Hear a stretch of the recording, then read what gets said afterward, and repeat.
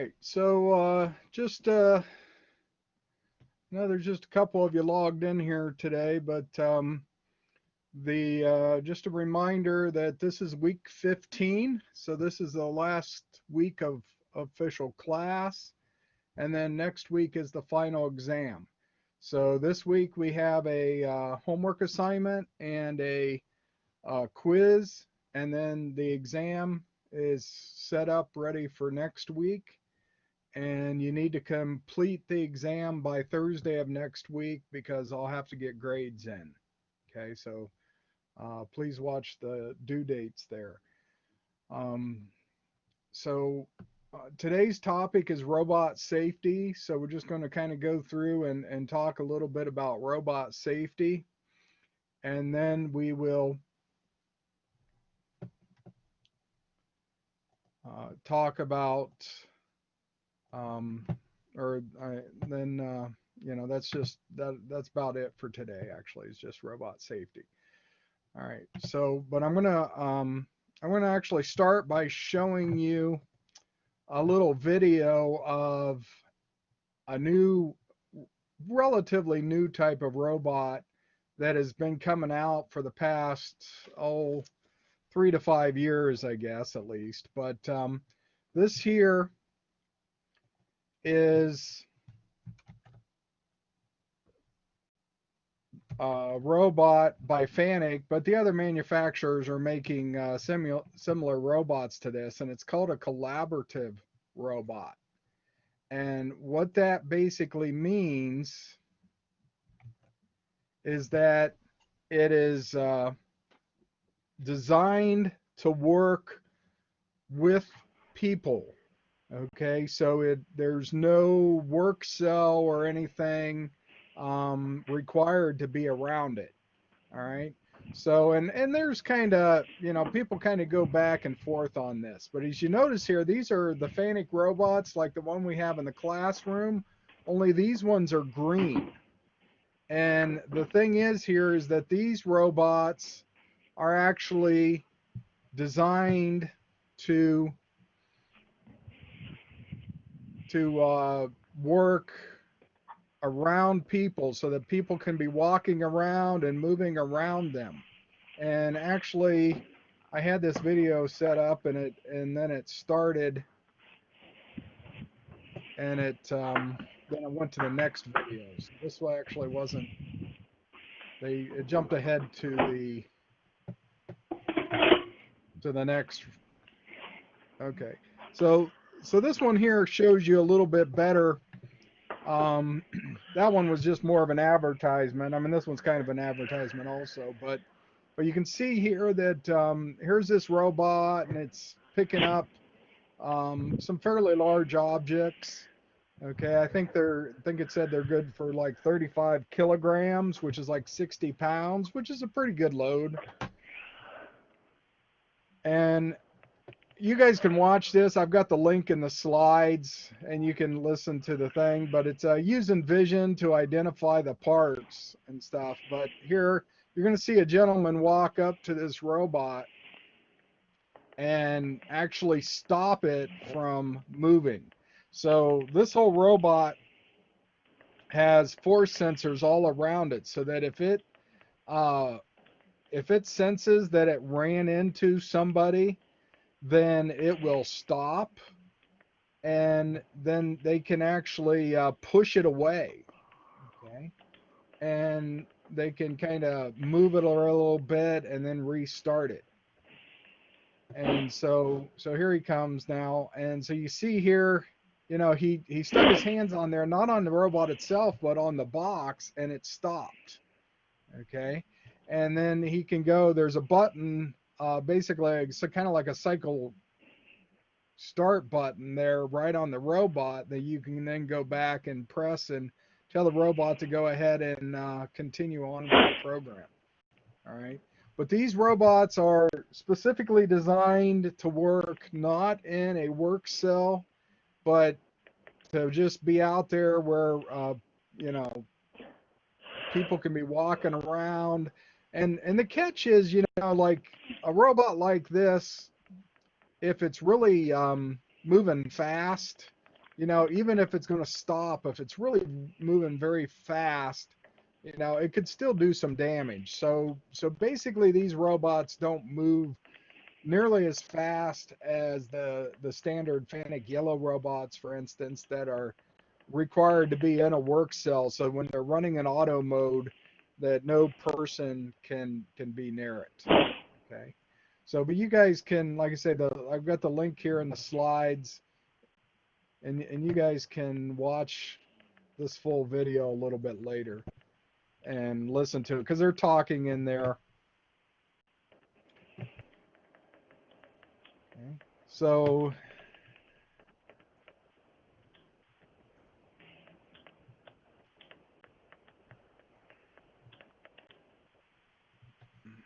all right. So I'm going to flip back over to the slides here now. All right. So, that's the collaborative robot. And one of the things that you notice was they're using a different color so that you can very quickly tell that it's a collaborative type robot. All right, but talking about safety, okay, there's several different organizations that have been created over the years to kind of identify and address safety issues and identify standards such that they, so that people can work around automation equipment of any nature in a safe way. And so, of course, one of the first ones of those is Occupational Safety and Health Administration. All right, and the OSHA here, they don't address robots specifically, right? But they do address everything associated with working in any kind of hazardous environment, which I mean, technically could be anywhere, but they set up guidelines and requirements to help protect people. And another one is just ANSI. ANSI is the American National Standards Institute, and this is just for national standards. So they cover all kinds of different things here. Just anything that can have a standard. It doesn't have to have anything to do with robots specifically.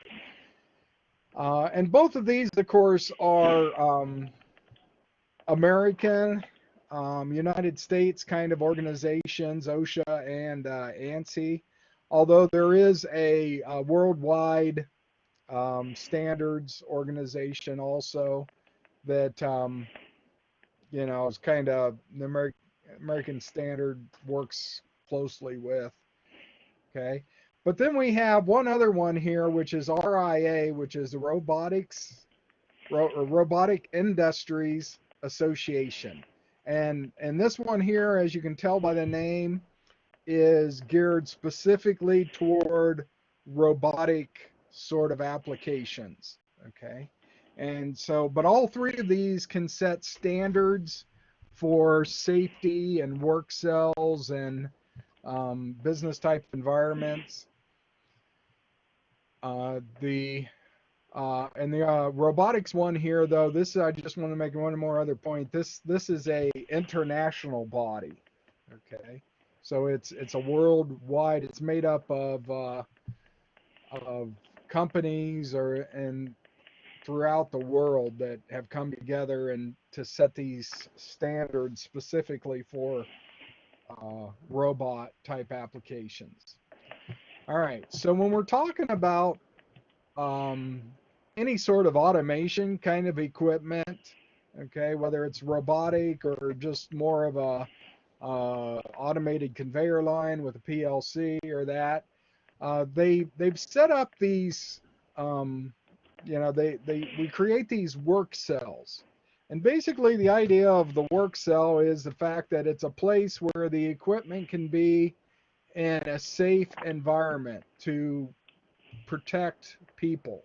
So in this work cell area, then they define 3 zones within this work cell. So zone 1 is outside of the work cell. Okay. And so zone 1, is kind of marked in green here, is the area where people can safely walk around or stand around or whatever, and they should be safe from um, any moving kind of equipment, anything like that in zone 1. All right. And then zone 2 is inside of this. And so there should be some kind of physical barrier with electrical interlocks, and we'll get into those here in a little bit. But there should be some kind of physical barrier separating zone 1 and zone 2 so that either a person cannot just simply step into zone 2, or if they do, it has an immediate stop to stop all the automated equipment moving, one of the two. All right, and so then there's one other zone here, zone 3, which is inside of zone 2, but it's specifically within the robot's reach. Okay, so a robot, we already kind of talked about way back at the beginning of the semester how the different types of robots have these work envelopes. And so zone 3 is the work envelope of the robot. So that's the area that the robot can actually reach. Okay. Now let me just throw this in here for a second.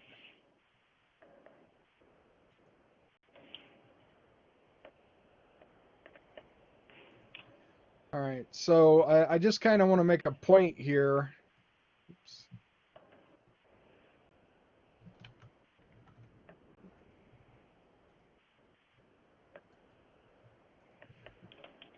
With this here is the fact that when we're talking about a robot, right? A robot could pick up a piece, an object, and can like move that object around.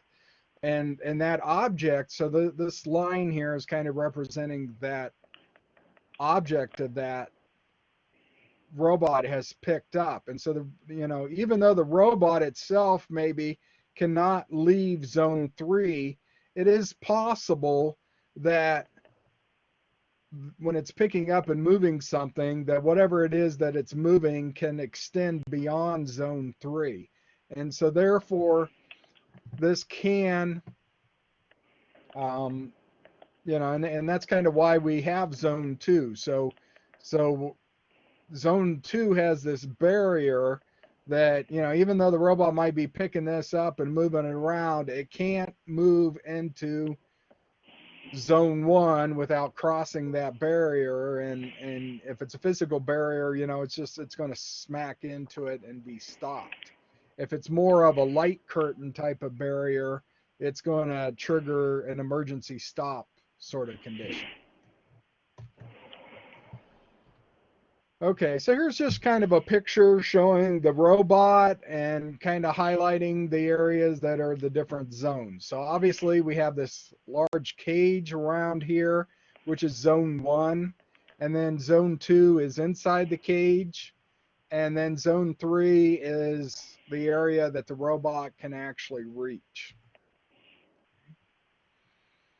All right. So, using physical barriers, you can put in some kind of chains or guard post, safety rails, wire mesh fencing, any of that kind of nature is going to have a very strong physical method of blocking a person from entering into the work cell without first, opening a door, which is wired so that when you open the door, you're going to have to basically shut down the system before the door will open. All right, so the primary function of a safety device is to provide a warning and help restrict traffic flow. And so, along with the physical barriers, we can have um, three different types of sensors basically that could be used to detect those that somebody is near the thing. So when we look here, like for instance, we see here, this is an example of a light curtain. Okay, and if we were in the classroom, you would see that's basically what we've got set up on the robots in the classroom is we have this light curtain going around three sides of the robot. And the idea there is that if a person was to go beyond and reach inside of this light curtain, you're going to break the light beam, and then that's going to cause an emergency stop. On the other hand, the robot, and at least the ones in the classroom, the way they're set up, they can actually reach at certain areas. The robot itself could reach past the light curtain. But again, if that would happen, it would throw an emergency stop condition and stop the robot from moving. Okay. All right. So, the idea here is that we're transmitting a large array of parallel light beams.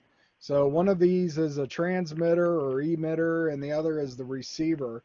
And so we're emitting these light beams, and then the receiver can pick those up. Okay.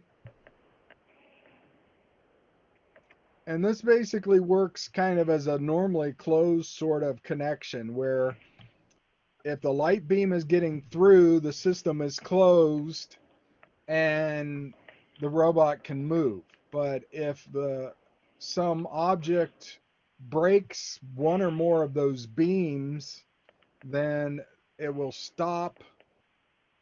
Then the light beam, it senses that the light beam didn't go through, and it will hit that emergency stop condition. All right. So, but the question is, though, since this isn't actually a physical fence or something that's actually going to stop somebody, we're going to have to throw an emergency stop and physically stop the robot. But if the robot is moving and the person is moving and coming in past this fence, the question kind of becomes, is the person going to be stopped, or is the robot going to be stopped before the person actually reaches where the robot's at? All right. And so there's this like equation to calculate what the safe distance, which is basically saying how far away should this light curtain be. All right. And so this equation is made up of the body speed of a person who would be breaking this light barrier. But then there's some other factors here. So there's the stop time of the machine. So how long is it going to take the machine to stop? I mean, like one robot in class can move at like 4,000 millimeters per second. So if it's running at full speed, it can travel 4 meters in a second. And so that's a very large distance to cover in a second. And so so that gives us kind of an idea of how fast this thing's going, and we're going to have to stop this thing. All right. And, there's nothing can just stop immediately. All right. So some of the other factors in stopping is the first one here is one that you probably don't think about, but it actually takes a couple of milliseconds for the robot to sense that there was actually it takes a couple of milliseconds for the sensor, that's actually here is for the sensor to actually detect that there was a stop and then send that over to the controller of the robot. So there's a couple of milliseconds here, and then there's a couple of milliseconds for, okay, well, hey, I got the message that something has broken my light curtain, I need to stop. And so the question then becomes how you know, or I got the controller's like, I got the message to stop, but now it's got to send out the message to the brakes and actually activate the brakes, and that takes time also. All right, so before the machine can actually stop, we had to sense that somebody broke the barrier, which took a little bit of time. Then we have to send out the message to say, turn on the brakes. Okay, so it hasn't even started with these two factors here. It hasn't even started to stop the arm of the robot. Okay. And then we've got this other factor here is like, okay, well, given that we had perfect brakes, this is how long it's going to take to stop. However, right, as the robot ages, the brakes get wore and it may take even more time. All right. And so it's all these different factors here add up to determine how far away should you put this light curtain if you're going to use a light curtain to actually be your safety mechanism for your work cell. Okay. All right. And when we talk about this body speed term up here, all right, then we're going to that body I mentioned before, the American National Standards Institute. They have come up with the fact that how fast does a body move? All right. And exactly how they came up with this, I don't know. But they came up with the fact that a hand, okay, so they based this on the hand movement because you figure you can move your hand faster than you could move your head or your leg or your entire body. Okay, so this is based on how fast your hand can move, and the standard is 63 inches per second, which if you convert that would be about 3.57 miles per hour. All right. But when you're trying to calculate this safe distance for your light curtain, this is the value that you can use for your body speed. All right. And then on top of that, you may want to just give a little bit of added distance for safety. All right. So here is kind of the that equation, um, just given in terms, in like variable terms here. And just as a reference, I'm giving you this. This is page 10, or excuse me, example 10-1 on page 383 of your book.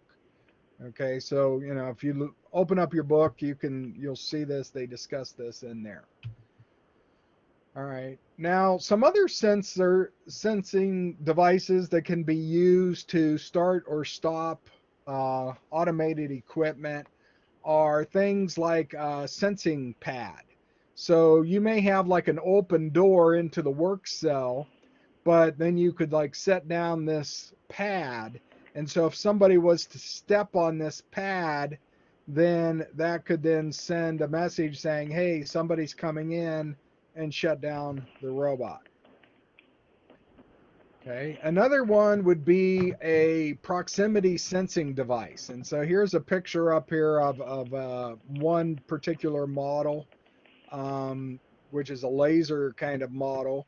But so these can use either ultrasonic or laser beams that they send out to, they basically would send out these pulses of light or ultrasonic sound and look for a reflection. So if somebody gets too near, then it'll reflect that off of them back into the sensor, and then it would detect that they were near the object, and then again, use that to shut down the system until they are out of the area. So this is kind of a modified work cell kind of layout here, showing the robot work envelope here. Okay, so see this like hashed here. This is the area, the robot work area. Right in here is the robot work area. All right. And then here is kind of the hazard area. All of this is kind of the hazard area. Okay. And then you just have the entire work cell area. So the idea is that, you can purchase one of these, they're only $5,000 or so, and put in here and set it up so that it can sense, if it's especially if it's using a laser, it can sense how far away that person is.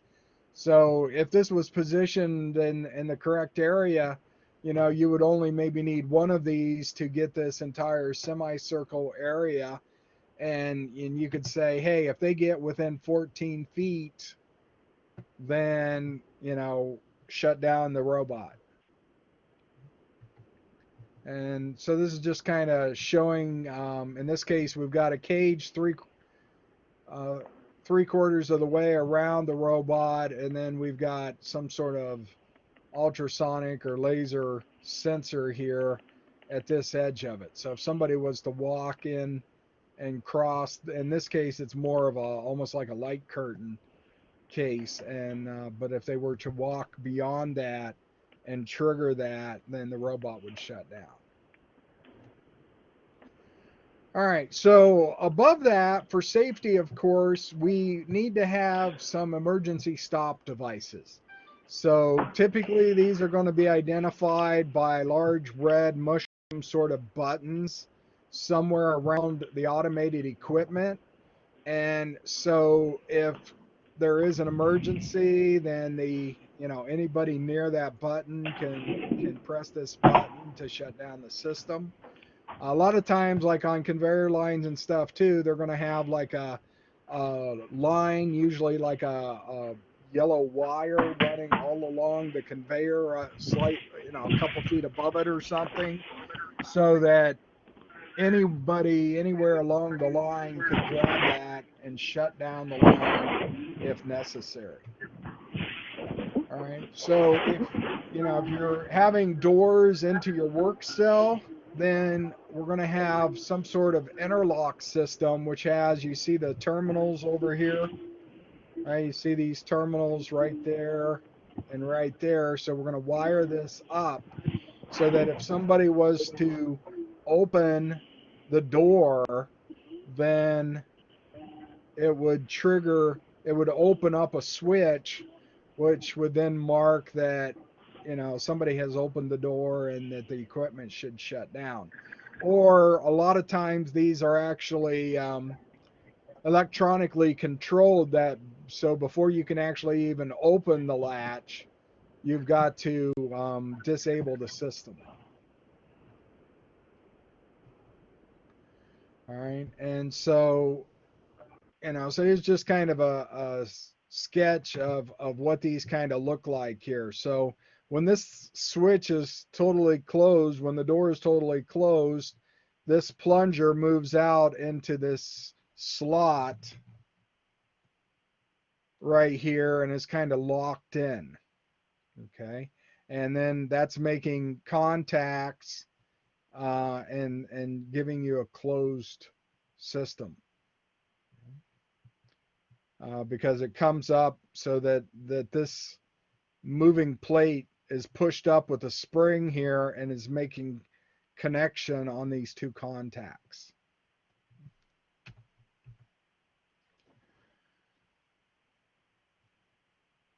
All right. So this is a negative mode operation example here. So when the door is open, all right, then the spring pushes this out and it breaks the contact. So it's going to be closed. It's going to be making contact, so current will be flowing through it when the door is closed, but you open the door and current would be stopped. Okay. Typically, these things are going to use a low voltage control circuit. So you're not going to wire this up to a high voltage three-phase system. What you're going to do is you're going to have a control circuit, usually a 24-volt control circuit that is wired into these interlocks. And then that then runs into the controller board of the robot or your other safety equipment and triggers and then opens up the three-phase power to all the motors when the controller senses that there was that interruption or that opening of the door. All right, so beyond that, we have other ways to try to limit the motion of the robot. Okay, and so this isn't necessarily to stop the robot, but just to prevent it from moving into areas where it could do damage. All right, and so the first one of these is a mechanical stop. Okay, every robot actually has a built-in mechanical stop on every axis so that, you know, it can only turn or rotate so many degrees before it's going to run out of room and have to stop. Okay, and so that's the mechanical stop. However, if you want to reduce the actual motion more than that, then you could install an additional mechanical stop somewhere along the way that would, even though technically the robot could move further in that particular direction, you know, it can't because it's going to be hitting some large, you know, object that's going to prevent it from going any further. All right. But before you would ever hit your mechanical stop, okay, you would want to install a limit switch, which then, and we kind of talked about these back in the digital sensors um, discussion, but we would want to install a limit switch that would prevent it from ever hitting the mechanical stop. Because if you actually allow it to hit the mechanical stop, then you're putting wear and tear and stresses on both the mechanical stop and the robot itself. So you really, you know, the mechanical, any sort of mechanical stop should be a last ditch effort before you do that. So before you actually hit the mechanical stop, you should actually also install limit switches so that you trip the limit switch before you physically reach the mechanical stop. And that'll prevent you from actually running into it and having a physical collision that could damage objects. All right. And then beyond that, we can actually set up software limits. So virtually all industrial robots are going to have some sort of software limit configuration that can also be entered. And so before you even hit the limit switch, you should actually be hitting the software limit. So the software should actually stop it. But so these are kind of like, you know, well, if for some reason the soft limit didn't work correctly, then you throw in the limit switch, the physical limit switch. And if for some reason the physical limit switch fails, then your last resort is the mechanical stop.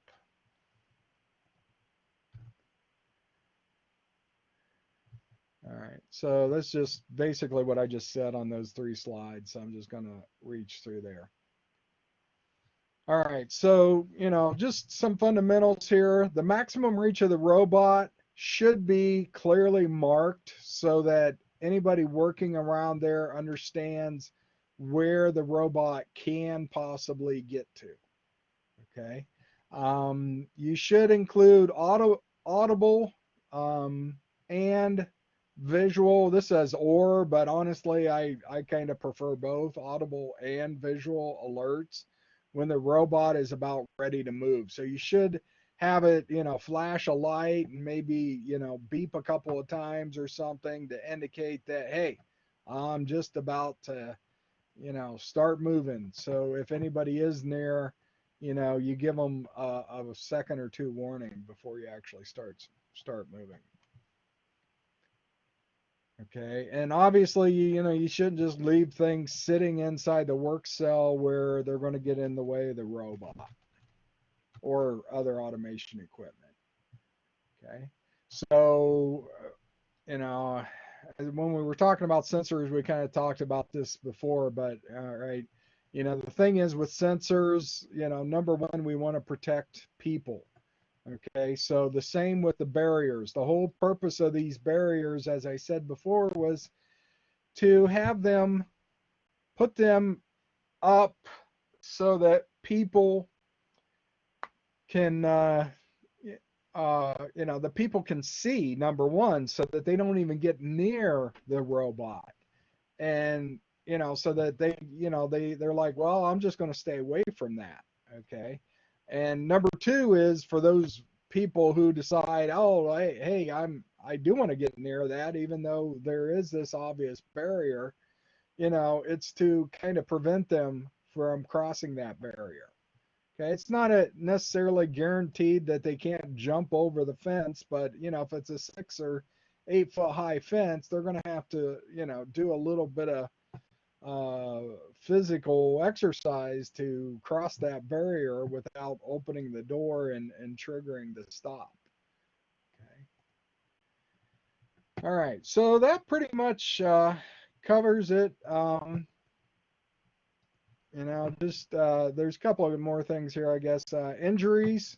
You could get injuries, number one, from just simply being hit by the robot arm as it's moving, or you could be trapped between the robot and some other fixed object.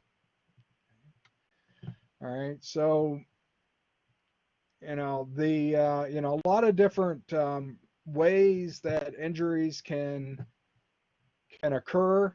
Number one is a lot of times people think, oh, hey, this robot is not moving. So if the robot's not moving, it's because, it's shut down, so it's not going to move. And a lot of times that's false. It's just the robot's just waiting for a certain condition, like the part to get to the right spot on the conveyor, and then it's going to take off without any warning. Or, maybe we did put those warnings in there. But the other thing that people, a lot of times, they're like, well, I've been watching this robot for 20 minutes and it always follows the same pattern and it never comes over here to where I'm standing.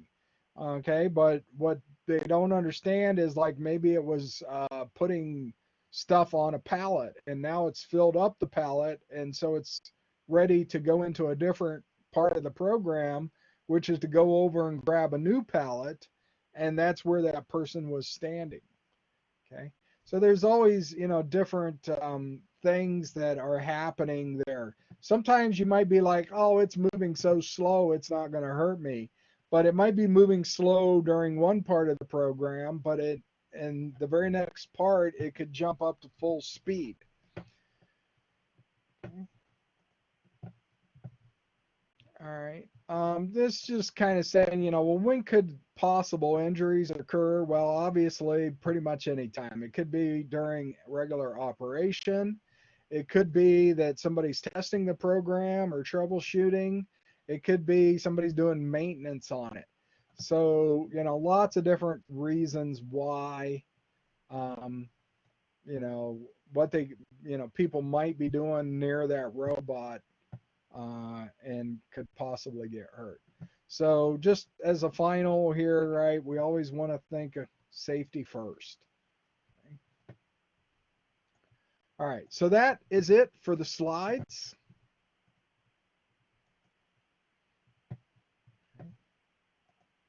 And